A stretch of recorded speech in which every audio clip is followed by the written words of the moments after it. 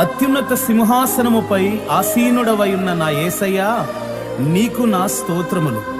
నీవు పరిశుద్ధుడు, పరిశుద్ధుడు, పరిశుద్ధుడు అని ఆ దూతలు శరాపులు నిన్ను ప్రతిగానములు చేయుచుండగా, ఆ దూతలతో కలిసి నీ మహిమను చూడాలని, నా ఆశ తీర పాడాలని, ఆరాధించాలని, ఆస్వాదించాలని ఆకాంక్షిస్తూ ఈ స్తుతి కీర్తనను నీ పాదములకు సమర్పించుచున్నాను.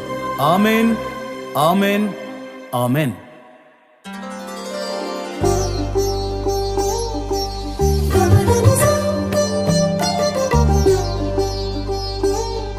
Thank you.